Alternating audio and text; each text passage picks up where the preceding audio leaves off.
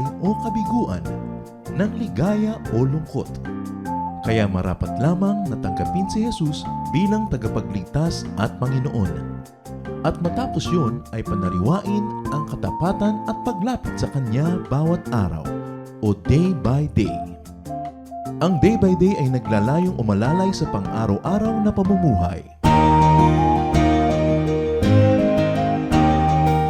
Narito po si Kuya Ed Lapis sa mensaheng pinamagatang Instead of Love.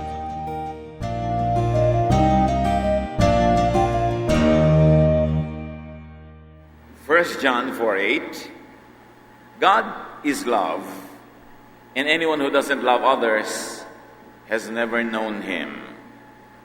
Ang Diyos ay pag-ibig, at sino mang hindi umiibig sa kapwa ay hindi nakakakilala sa Diyos.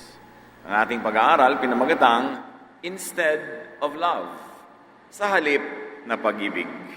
Salamat, Panginoon, dahil kayo'y Diyos ng pag-ibig. Payapain niyo po kaming lahat, patahimikin ang aming loob.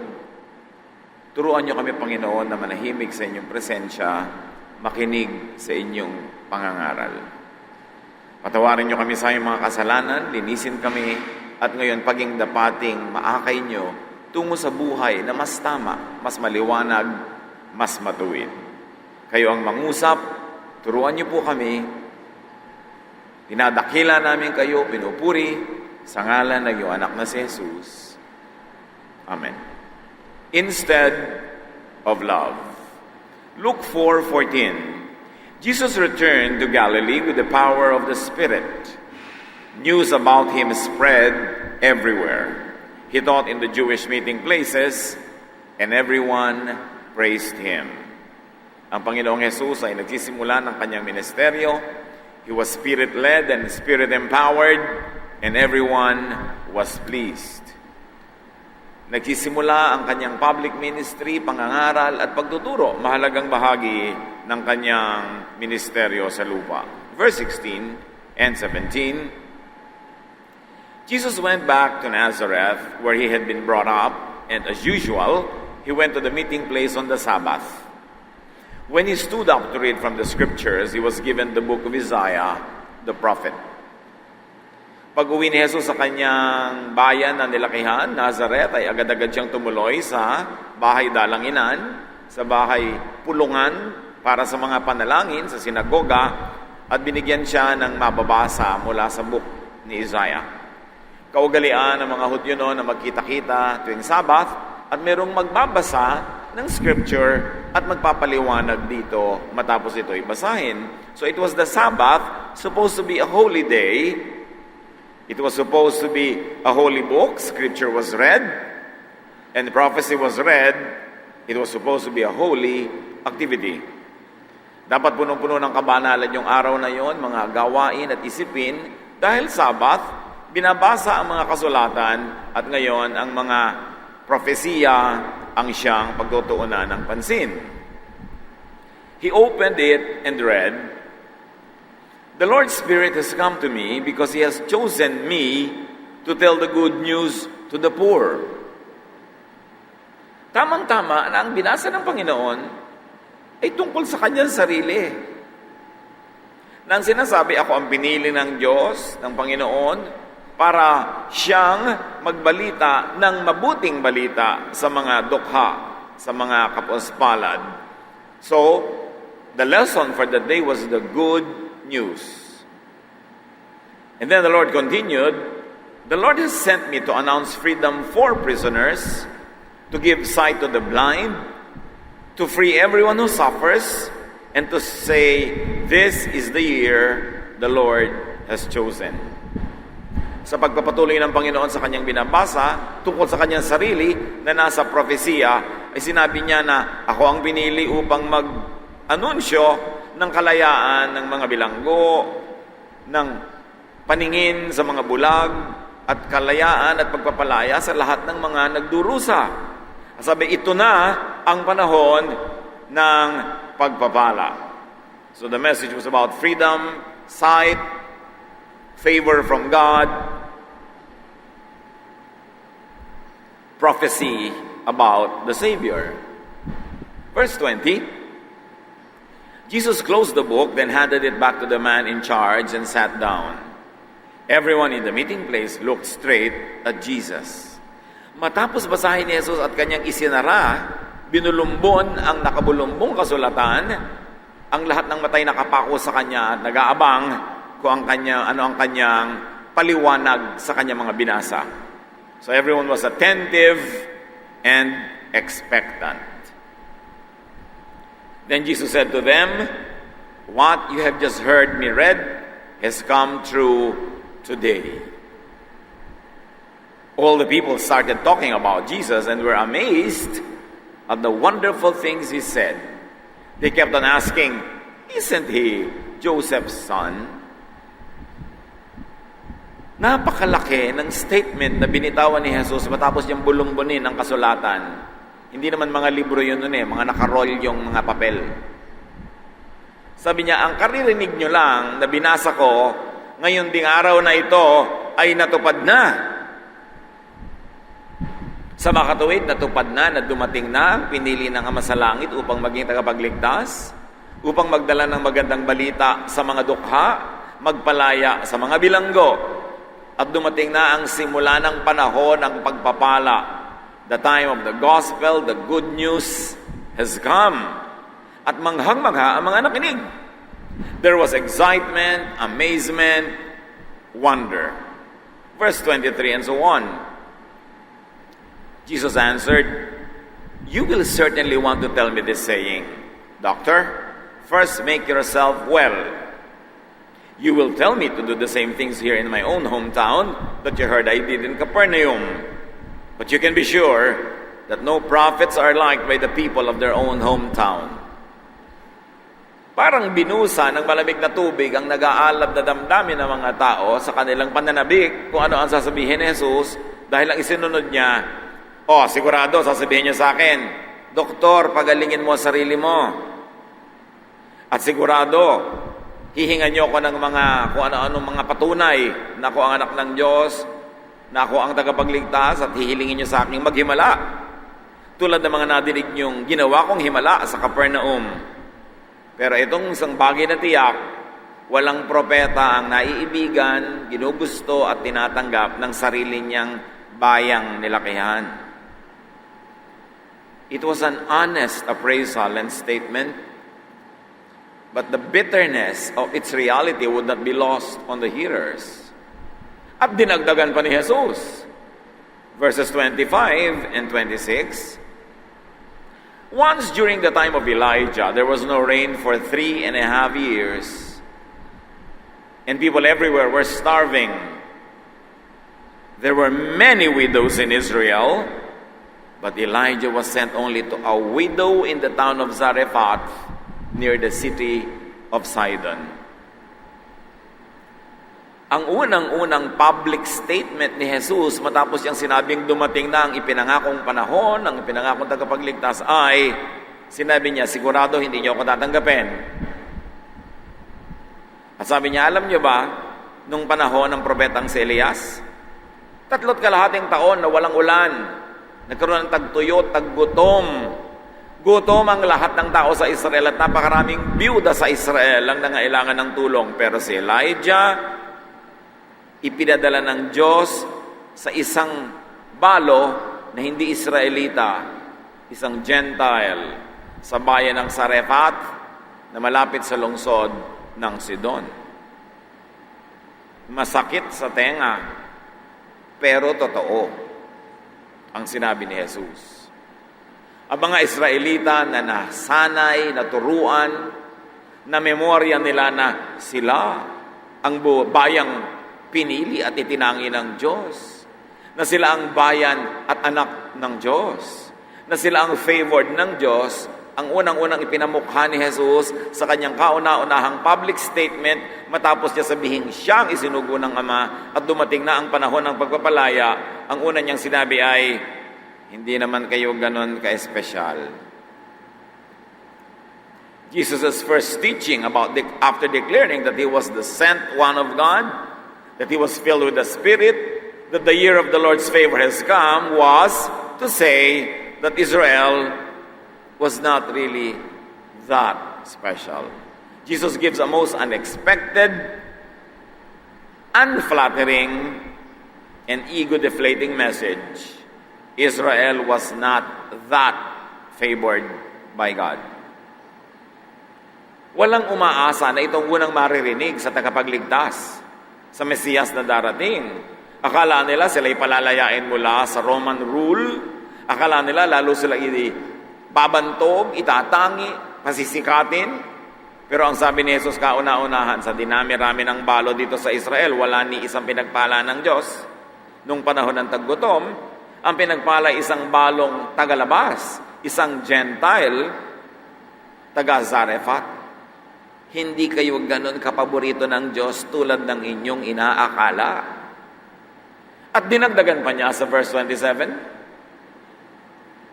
during the time of the prophet Elisha, many men in Israel had leprosy, but no one was healed except Naaman who lived in Syria.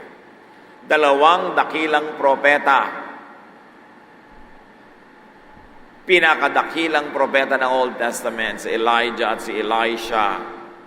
Sa panahon ni Elijah, nagkaroon ng taggutom, walang pinagpala ni isang balo sa Israel, kundi isang balong tagalabas. At sa panahon ng kanyang successor, si Elisha, sabi ni Jesus, ang dami-daming lalaking Israelitang ketongin, pero walang pinagaling ang Diyos ni isa sa pamamagitan ng makapangyarihang propetang ito, kundi si Naaman, na Syrian, taga-Syria, hindi Israelite. Totoo, bagamat masakit sa tenga ng mga taga-Israel, na idiniin palalo na hindi naman sila ganun talaga ka-favored tulad ng inaakala nila.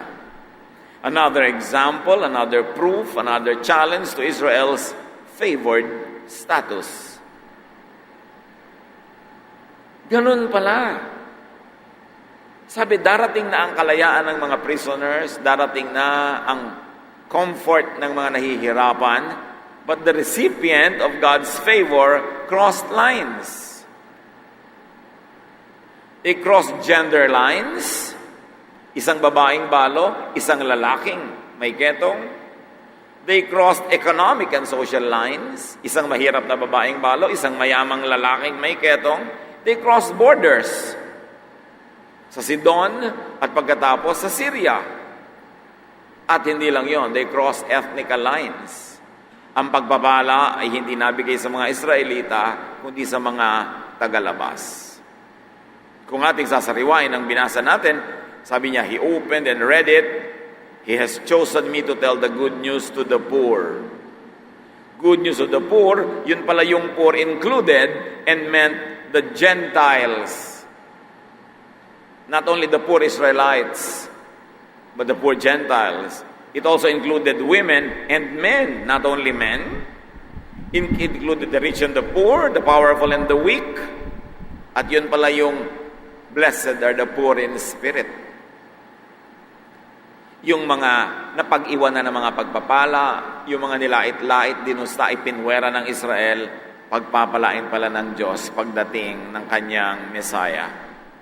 At sabi ni Jesus, the Lord has sent me to announce freedom to prisoners. Yung pala, the Gentiles who had been excluded and looked down upon by Israel, yun pala yung kasali sa tinutukoy na prisoners. At sabi, the Lord has sent me to give sight to the blind, and perhaps the blind is Israel. Iminulat ni Jesus ang mata ng mga Israelita. Bulag kayo, akala nyo may favoritism ang Diyos, akala nyo kayo lang ang mahal. Tingnan ninyo sa mga nakaraang panahon kung sino ang pinagpala. That freedom was to free everyone who suffers, including the Gentiles. At sabi niya, and to say, this is the year that the Lord has chosen.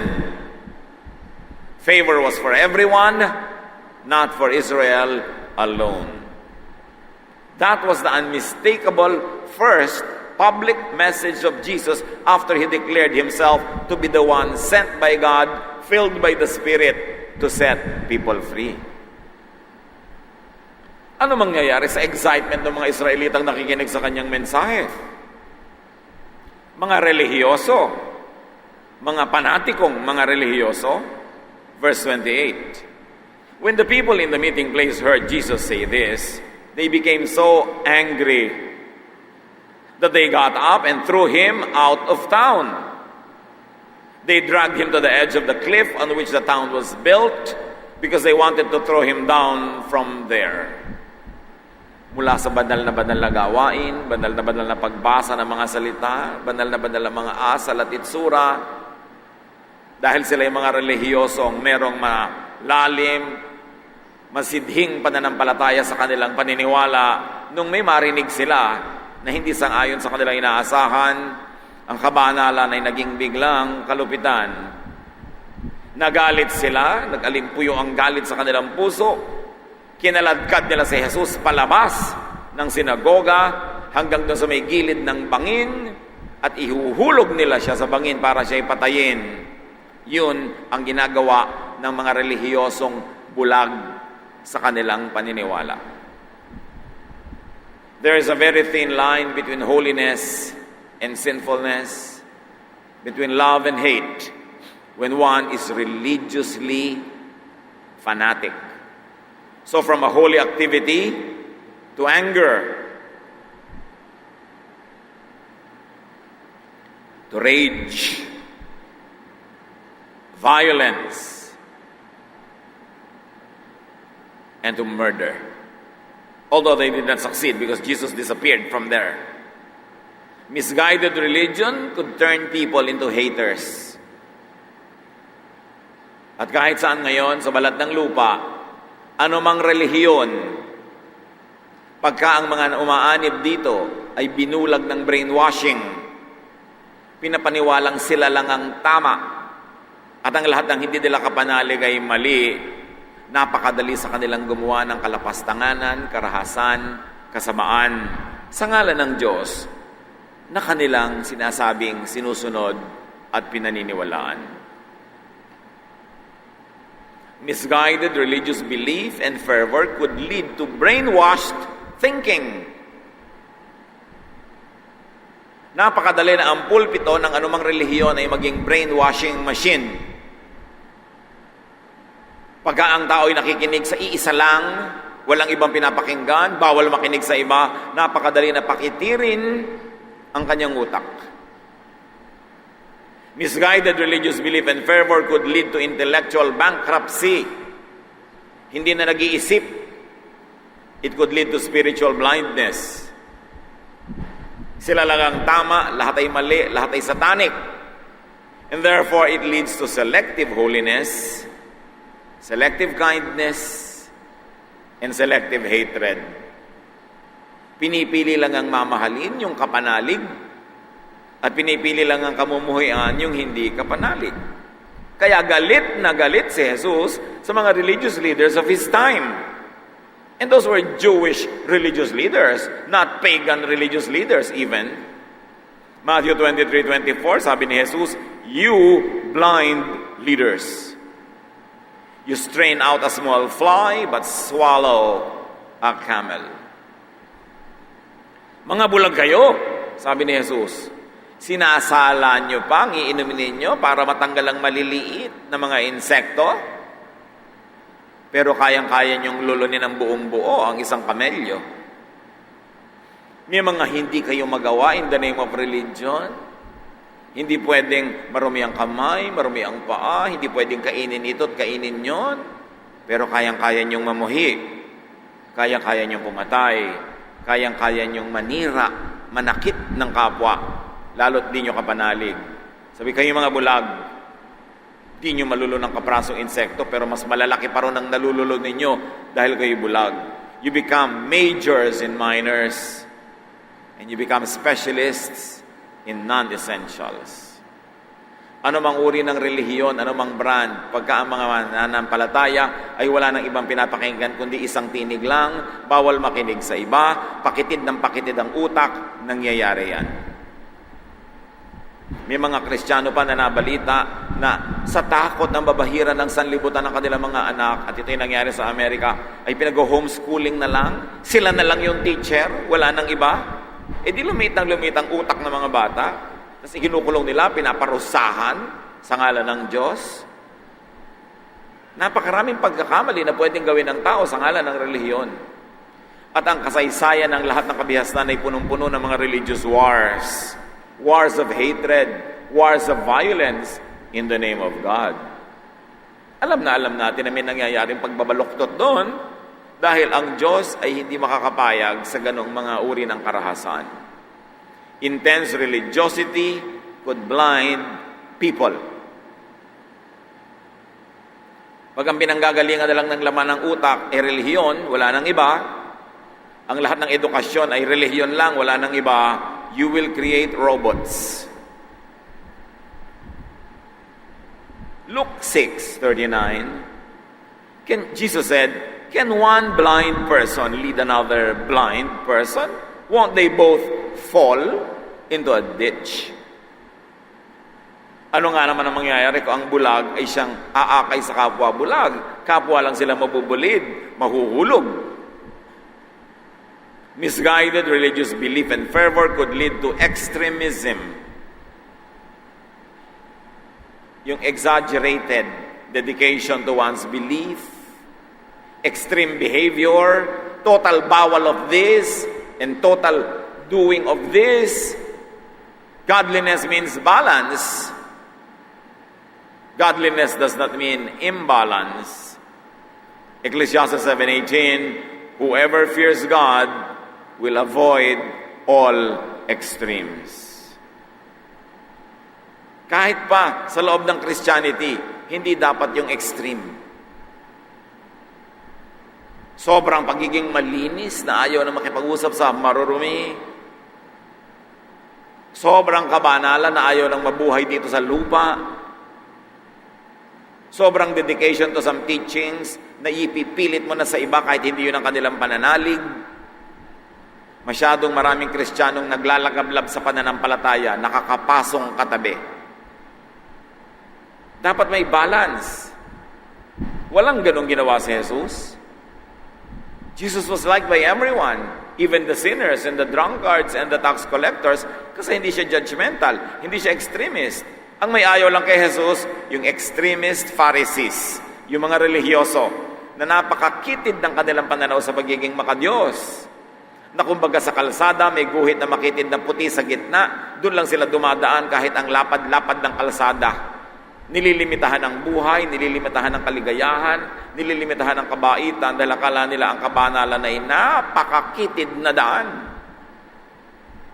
Ang makitid pala, utak. Kaya kumikitid ang pananaw. Misguided religious belief and fervor could lead to fanaticism, to hating the other. Sino yung other? People with other beliefs. People with other perspectives. Kaya idiniin sa 1 John 4:7-8, we must love each other. Love comes from God, and when we love each other, it shows that we have been given new life. We are now God's children, and we know Him. God is love, and anyone who doesn't love others has never known Him. Yun ang pamantayan ng pagiging tama. Ang dami nagtatanong, Pastor, ano po ang tamang pananampalataya? Ano ang tamang interpretasyon? Ano ang tamang theology? Ibinigay na ng 1 John 4:7-8. Pag mapagmahal, tama. Pag hindi mapagmahal, hindi yun sa Diyos, hindi yun tama, kahit ang kalupitan ay ginagawa sa ngalan ng Diyos. Kaya nga inutos ng Diyos, you shall not misuse my name.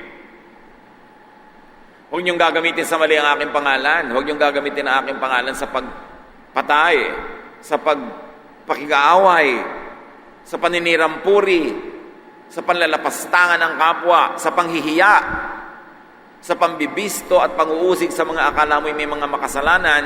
Huwag ginagamit ang pangalan ng Diyos kasi hindi ginawa ni Jesus kahit kailan ng ganon.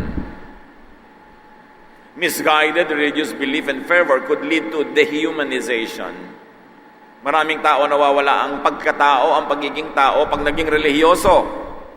Nagiging lapastangan sa mga kamag-anak, nagiging bastos ang ugali sa mga kapitbahay, Nawawalan ng pakundangan sa nararamdaman, iniisip ng iba. Ang gusto, baguhin ang lahat, gawing banal ang lahat, ayon sa kanyang mga sukatan. Ipuwera ang lahat ng hindi banal, itiwalag, ipahiya, ibisto. Hindi yan kay Jesus. Misguided religious belief and fervor could lead to murderous tendencies and actions. Kaya may mga religious wars. Kaya may pumapatay, nagpapatayan para sa Diyos. Gusto ba ng Diyos yun? Kailangan ba ng Diyos na mamatay ka para sa Kanya? Baligtad nga, si Jesus ang namatay para sa atin. Ganoon tayo kamahal ng Diyos. Kaya hindi hihilingin ng Diyos na mamatay ka para sa Kanya. O lalo naman yung pumatay ka para sa Kanya. And this same wickedness could happen among parties of different religions. Pinakamadaling makita ito sa magkakatunggaling relihiyon na nagaganap. Halimbawa, sa Acts 16:20-24, they told the officials, "These Jews are upsetting our city. They are telling us to do things we Romans are not allowed to do." So may giyera between the faith that Paul and Silas were teaching and the faith of the Roman citizens of the city where they were preaching. Verse 22, the crowd joined in the attack on Paul and Silas.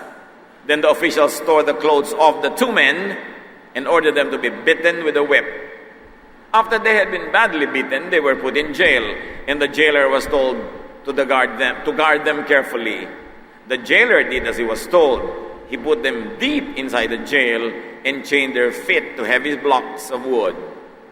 Nangangaral itong si Pablo at si Silas. Hindi nagustuhan ng mga nakikinig na taga-ibang relihiyon ang ipinapangaral. Sila'y binugbog, ikinulong, pinahirapan. Hindi pa sapat na huwag mo pakinggan yung itinuturo na ayaw mo, tanggihan ang isip mo ang sinasabi niya. No, kailangan talaga silang saktan, kailangan silang ikulong, kailangan silang pahirapan. This was Roman religiosity versus Christian teaching. Magkaibang relihiyon. Pero hindi lang sa magkakaibang relihiyon nangyayari yan. Kahit sa iba't ibang sekta ng parehong relihiyon. Acts 14:19, some Jewish leaders from Antioch and Iconium came and turned the crowds against Paul. They hit him with stones and dragged him out of the city, thinking he was dead. Pare-parehong Hudyo, pare-parehong bayan, pare-parehong lahi. Yung mga Hudyo sa Antioquia at sa Iconium, anong ginawa nila? Pinagbabato si Paul at nung akala nila ipatay na, kinaladkad palabas ng lungsod at iniwan doon. Pare-parehong lahi. At supposedly, up to that time, pare-parehong relihiyon, pare-pareho pa lang silang Jewish, nagsisimula pa lang luminaw kay Paul kung anong ibig sabihin na maging Christian apart from the Jewish traditions. Note that this was Jewish religiosity versus new Christian teaching. Animosity, warfare, violence among people of the same nation, the same race, and practically the same origin of faith.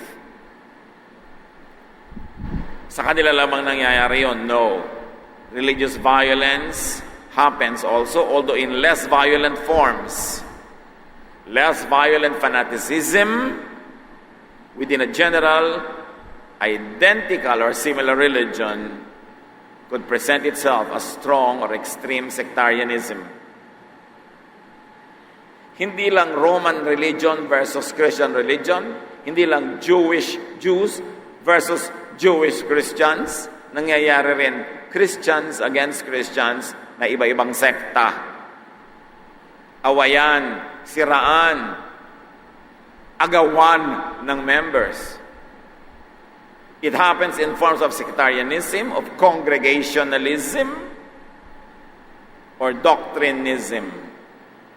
Pare-parehong mananampalataya pero magkakaiba ng doktrina sa tribulation, post, pre, or mid. Pare-parehong Kristiyano pero iba-iba ng doktrina sa baptism, immersion, or wisik, or buhos. Pare-parehong Kristiyano pero hindi nagkakasundo sa tugtog. Dapat ba tahimik o mabilis?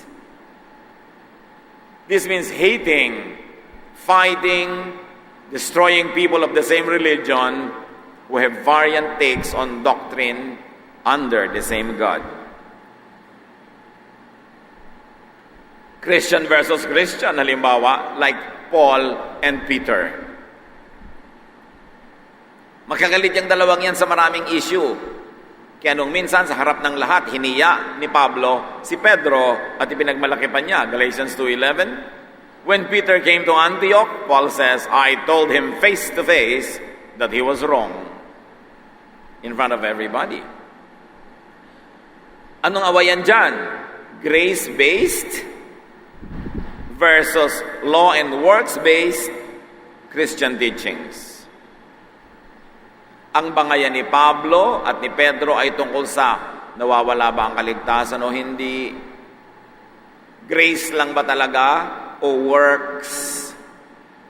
Law ba o grace? Yan ang pinag-aawayan nila. Hindi bago ang usaping ito, nung paman. Kahit pareho na ngang Christian. Ano ang dapat nating isipin tungkol sa lahat ng mga bagay na ito, mga kapatid? Lalong-lalo, napakarami nating nababalita ang mga gulo sa paligid dahil sa relihiyon. Religious extremism, no matter of or by what religion, cannot be from God. Especially when it is rude, unkind, cruel, violent, or murderous. Nabulag ang mga taong namamatay, nagpapakamatay para sa Diyos. Hindi kailangan yun ng Diyos. God does not need dead sacrifices. God wants us to be living sacrifices. Testimonies to His goodness. Religious unkindness and violence is not committed only by followers of religion against followers of another religion. Hindi lang religion kontra religion yan. As we look deep into Christianity, many Christians are in this zealous sectarianism. Labanan, tribalist congregationalism. Many Christians are into dogmatic doctrinism. Ang paniniwala ko ay kaisa-isang tama sa mundo, lahat ay mali. Many Christians are into petrified conservatism. Pangmuseo na ang kanilang mga ugali at asal. Kinokopya nila yung mga asal sa Biblia ang 2,000 or 3,000 years old. At meron din mga Christians na nasa irreverent modernism. Wala silang pakialam at paggalang sa mga conservative. Sinasagasaan nila ng lahat ng kanilang modernist thoughts and ideas. They also harm, hurt, or demolish one another. Masakit. Pero ang pinakamalalim na sugat na nadadama ng isang mananampalataya ay galing sa kapwa mananampalataya na mayroong ibang interpretation. Kaya walang ginagawa yung mga Kristiyano kundi magpintasan na magpintasan, magsiraan na magsiraan. Oras na naging mabunga ang gawain mo, kakalkalin ang buhay mo, hahanapan ka ng baho para masira ka at para walang maniwala sa iyo. At may papaniwalaan ka uli, gagawin na naman nila yun hanggang wala na tayong mapaniwalaan, wala na tayong masundan. Lahat ng masasamang asal lumalabas sa mga Kristiyano sa ngalan ng Diyos. Pag may nabalitaan nagkakasala, nagkakamali, pag-uusapan, lalapain. At kahit naglilingkod ka sa church ng 10, 20, 30 years, binabalitaan ang kasalanan mo, ipupulpito ka, ibibisto ka, ipapahiya ka, beyond repair. Mabuti pa yung mga rebelde, pag nasusugatan ng mga kasamahan nila, binubuhat at itinatakbo ang mga Kristiyano, sila-sila ang naglalapaan. At kawawa ka, no matter how much you serve, no matter how good you are, oras na nadapa ka, yuyurakan ka ng mga kapwa mo Kristiyano. Anong uri ng espiritu yon? Yun ang dapat mawala. Napakadali sa ating sabihin ang sama-sama ng ibang relihiyon. Bakit sila ganon? Nangyayari yon kahit sa mga Kristiyano. Kahit sa malupit o less cruel ways, the ugly head of Satan rears itself even in the hearts of church people. At ang isang dahilan dito, very limited, very biased, brainwashing instruction. Babawalan ka makinig sa ganong teacher, sa ganong preacher, bawal makinig ng ganitong tugtog, bawal makinig ng ganong ganito at ganyan. Dahil gusto ng teacher, boses lang niya ang sumaksak sa loob ng tenga mo forever. Para lahat ng hate niya, hate mo rin. Lahat ng ayaw niya, ayaw mo rin. Gagawin kanyang robot. Ang kailangan lang niya ang iyong katawan, pero yung utak mo, titirhan niya. Doon siya titira sa utak mo para kagawing robot. Don't ever go after this kind of religiosity.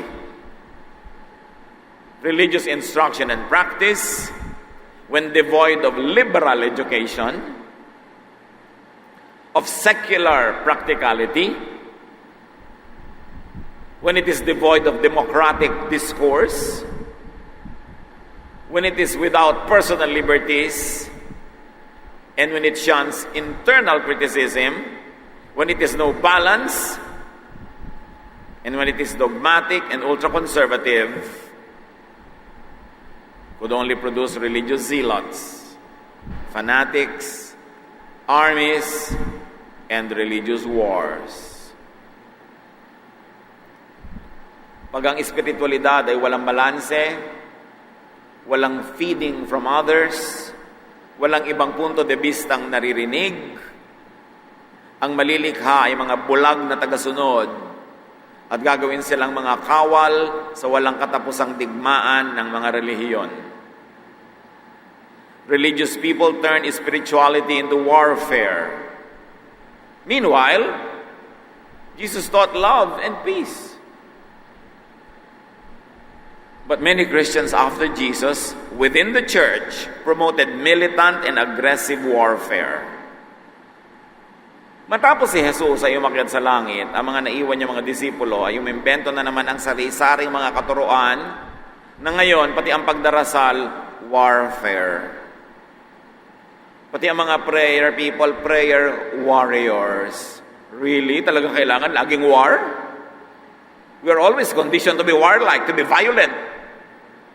Laging yurakan ang kaaway. At pag naisip mong si Satanas ay nandito sa katapatid mo, yurakan mo ng yurakan. Walang iniwan sa mga nagpapalaya sa mga mangkukulam nung araw na hinahagupit yung katawan ng tao dahil may nakatira daw sa mga espiritu. This is so backward. Tanggalin dapat yung warlike attitude. Ang itinuro ni Jesus ay peace, love. Although admittedly, ang itinuro ng marami niyang tagasunod later ay war again. So dapat suriin, maging ang itinuro ng mga after Jesus, ang mga itinuro ng church, ang 2,000 taon ng church history na maraming inimbentong kaugaliang hindi bagay at hindi galing kay Jesus. Dapat tayong manuri, huwag lulo ng lulon. Instead of love, religious extremism could spur anger and hatred, unkindness and cruelty, murder and war. Kaya maraming religious warfare among religions and within the same religion among sects and congregations dahil brainwashed ang mga relihiyoso. Akala nila ay kinalulugod ng Diyos na maging malupit sila sa ikinoconsider nilang makasalanan. At sila'y binubulag, pinapapaniwala sa mga napakaraming gantimpala sa kabilang buhay sa bawat isang mananakit at papatay ng iba ang pananalig. Anong uri ng Diyos ang magbibigay ng gantimpala sa iyo kung marami kang pinatay? Pero maraming naniniwala sa ganon. Kaya mga iba nagsasacrifice, pinapahirapan pati sarili, pati anak, pati asawa para makakuha ng gantimpala sa langit. Huwag kayong mag-isip ng gantimpala sa langit. Ang una niyong atupagin, ayusin ang buhay dito sa lupa. To promote peace, productivity, harmony, and love. At kung gusto ka ng Diyos na dalhin ka na sa langit, doon ka na kukunin. Pero habang nandito ka, ibig sabihin gusto pa ng Diyos, nandito ka, at tupagin mo ang buhay mo dito. Ayusin. Meron pa nagbibitaw sa trabaho, pinapatigil sa pag-aaral ng mga anak dahil darating na daw si Jesus. Masama bang abutan ka na nasa school? Masama bang abutan ka nagtatrabaho? Sabi nga sa Matthew, 2 women are grinding at the mill. One is taken, one is left. 2 men are working in the field. One is taken and one is left. Ibig sabihin, pagdating ni Jesus, aabutan ka nagtatrabaho, hindi mo kailangan mag-resign. Hindi mo kailangang isuspend ang buhay mo, itigil lang yung kaligayahan dahil darating si Jesus. Masama bang abutan ka na maligaya sa buhay? Sabi niya, I came that you might have life and have it abundantly. Masama bang abutan kang restful? Kailangan man lagi kang at war? Sabi niya, come to me all of you who are tired and heavy laden and I'll give you peace, I'll give you rest. Be spiritual, but intelligent and practical too. Pag ang tao naging spiritual, hindi kailangan maging bobo. Hindi kailangan itapon ng karunungan. Hindi kailangan maging hangal. Do not equate godliness with stupidity and foolishness. The people of God are to be intelligent because it is God who gives us our brain, our reason. And it is our reasoning that differentiates us from beasts. But if religiosity will turn you into a beast, doubt your faith.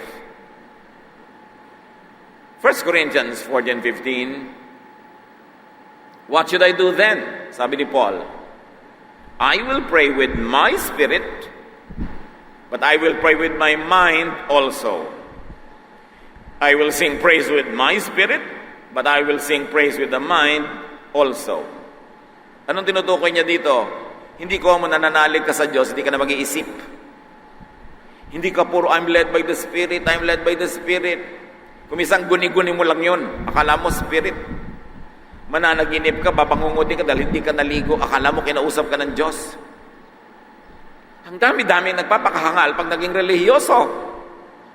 Kaya sabi ni Paul, alam nyo, o sige, I will pray in the Spirit. Gusto nyo mag-pray tayo in the Spirit? Pero I will also pray with my mind. Gagamitin ko rin ang utak ko. Pagka ang sinasabi sa akin ng spirit ko o ng spirit mo ay napaka-impractical, unkind, ungodly, mag-iisip ako. Sabi niya, I will sing praise with the spirit, but I will also praise with my mind. Ibig sabihin, hindi ako gagawa ng mga bagay na hindi nauunawa, hindi nasasakyan ng utak ko. Kailangan naiintindihan ko rin. Kailangan sumasang-ayon din sa aking pangangatwiran. Hindi lang dahil spirit-led, kahit kabalbalan na gagawin pa. Kailangan balanse. Think, be reasonable, be balanced in thinking. Test, teachings, and teachers. Ang mga tulay na alagad ng Diyos, hindi sila matatakot na suriin mo yung teaching. Hindi nila sisigaw na dogmatic. Dapat pag sinabi ko, yun na.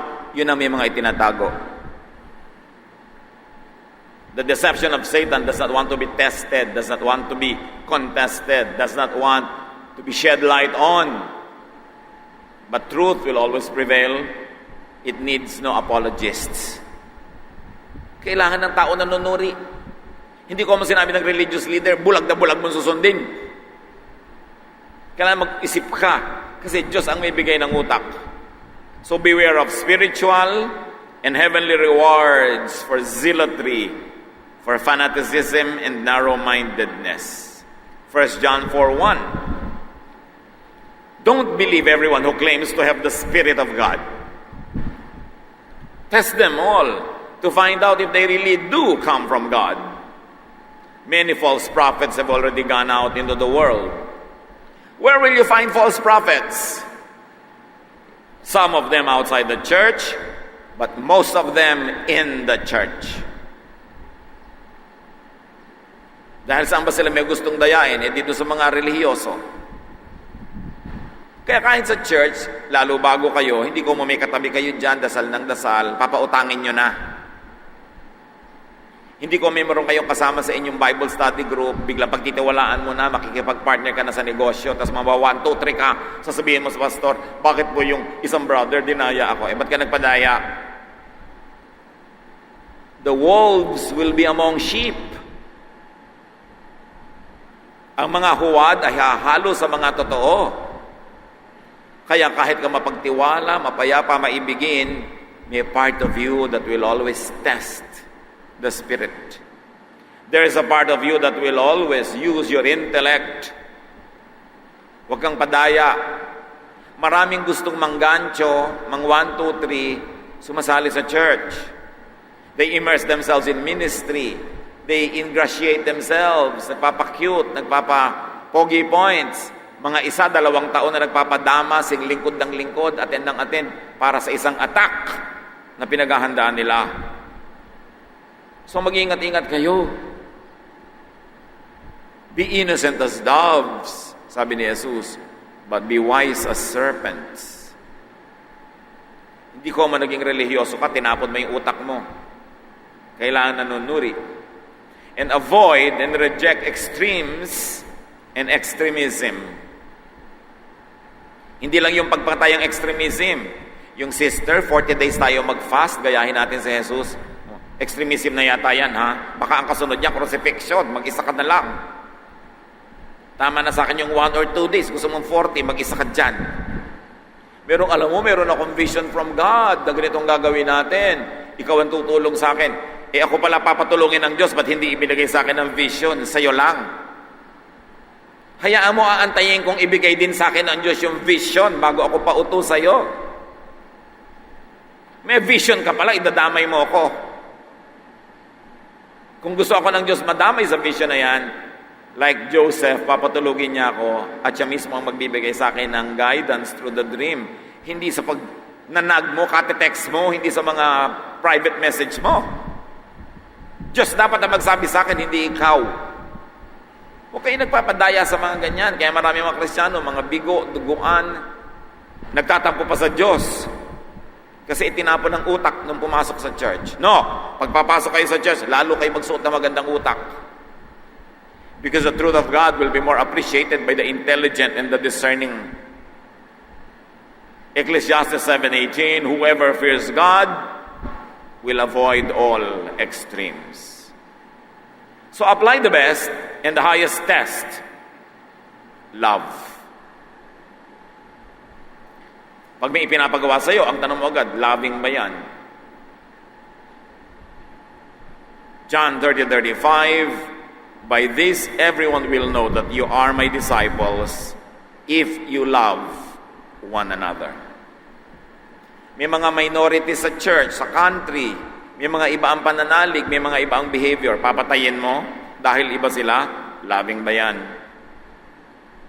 No matter how holy you look, if it's not loving, it is not from God. Hindi na kailangan ng theology para makuha yan. Hindi na kailangan i-memorize yan. Pag hindi loving, hindi sa Diyos. Although hindi lahat ng mukhang loving galing na sa Diyos. Siyempre, may fake din. Pero pag hindi loving, hindi sa Diyos. Pero hindi lahat ng mukhang loving sa Diyos na nga, itest pa rin. 1 John 4:8, God is love, and anyone who doesn't love others has never known Him. So when people become extremists instead of love, they promote hatred. Religiosity, spirituality, Christianity in its true sense must be loving. 1 Corinthians 13:3, sabi ni Paul, what if I let myself be burned alive? I would gain nothing unless I loved others. Ano ngayon kung mamatay ako, magpakamatay ako, sumabog ako, pasabugin ko kayo, pasabugin ko ang sarili ko. Sabi ni Paul, pag hindi ka maibigin, baliwala yan. Baliwala ang sakripisyo kung hindi maibigin. Napaka-importante is the test of love.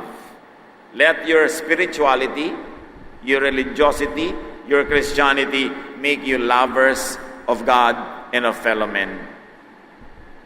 At sabi ni Jesus, love others as you love yourself. So mahalin mo rin ang iyong sarili.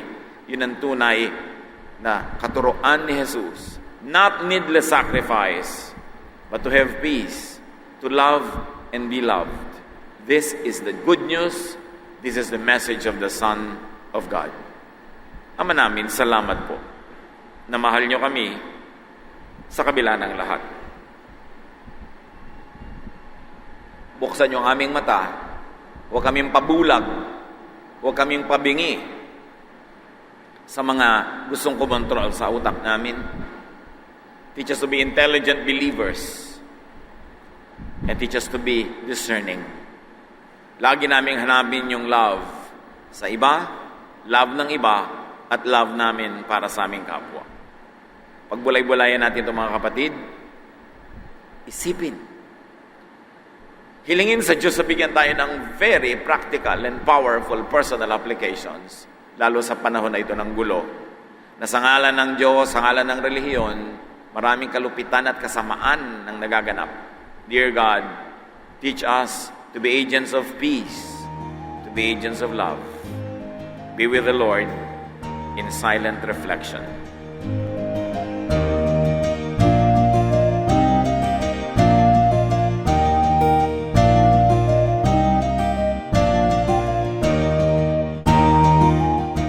Ang katatapos pong mensahe ni Kuya Ed Lapis ay pinamagatang Instead of love.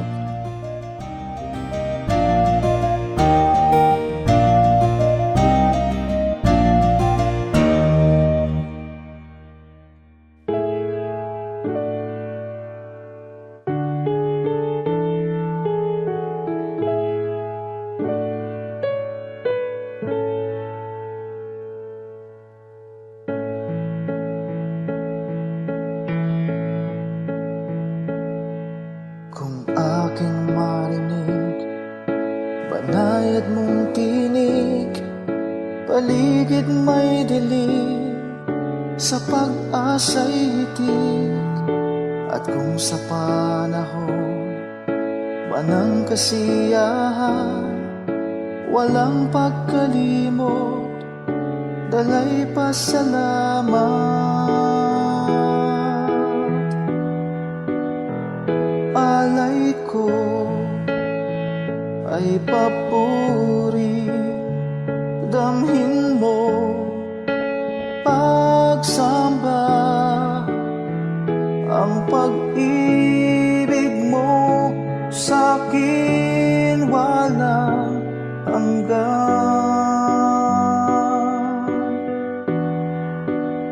Sa iyo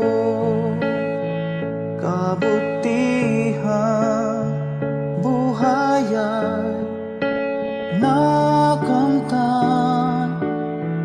Pupurihin ka magpakailan pa man,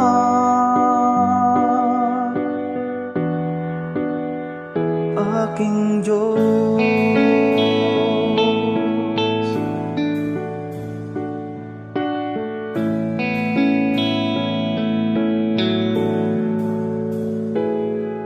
At kung magkaminsan di ka maramdaman, sa puso ko'y tiyak ika'y naririyan. Kahit sa dulo man itong aking buhay, ika'y aking lakas, hindi mangangamba.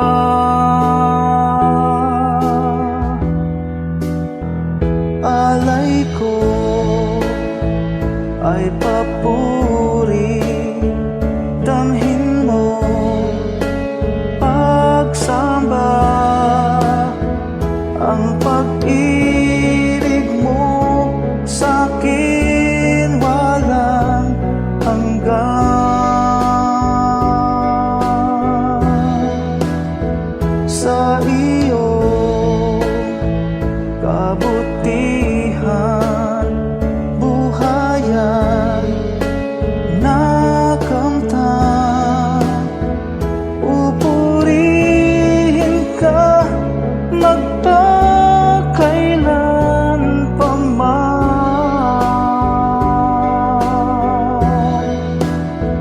aking Diyos.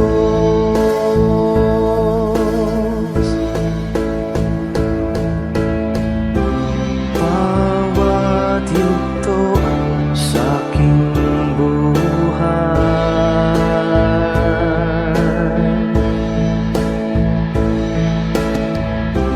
laging laan iyong gabay.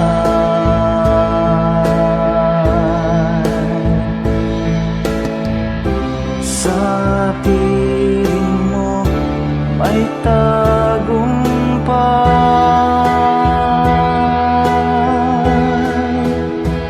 Alay ko ay papuri, damhin mo pagsamba, ang pag-ibig mo sa'kin walang hanggan.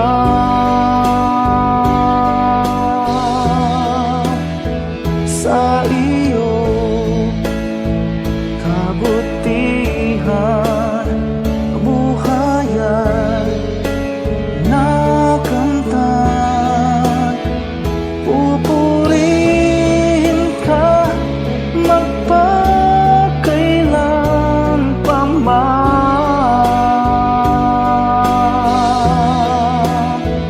Alay ko ay papuri, damhin mo pagsamba. Ang pag-ibig mo sa'kin walang hanggan.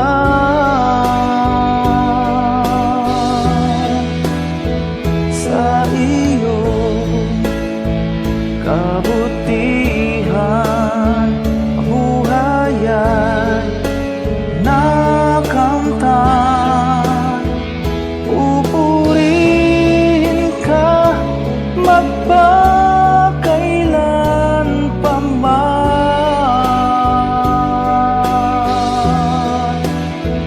Aking Diyos,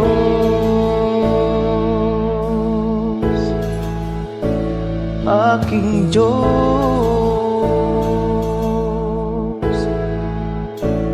aking Diyos.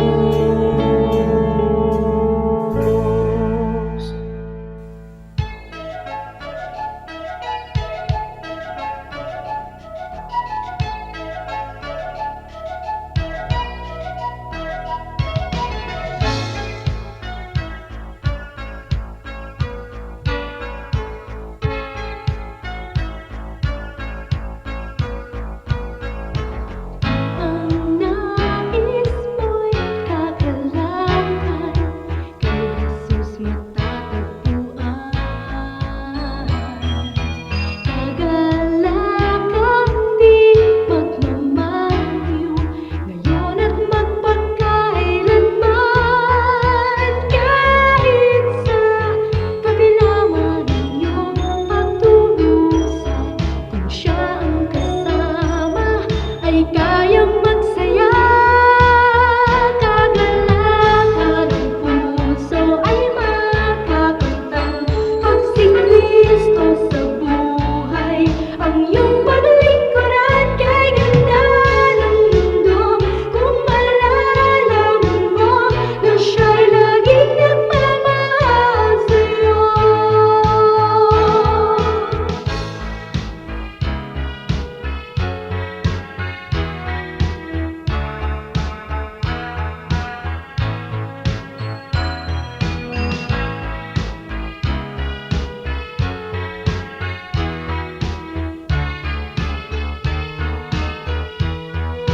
Kahit sa kabila man ang iyong pagtulusan, kung siya ang kasama ay kayang magsaya.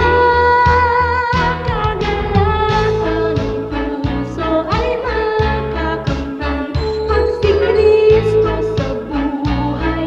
Ang iyong paglingkuran kay ganda ng mundo, kung malalaman mo na siya'y laging naghihintay sa'yo.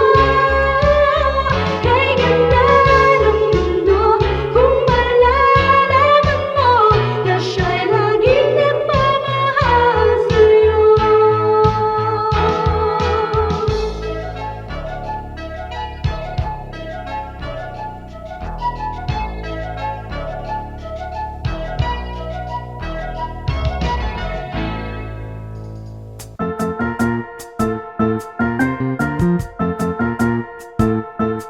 Oras na po para pansamantalang magpaalam ang programang Day by Day.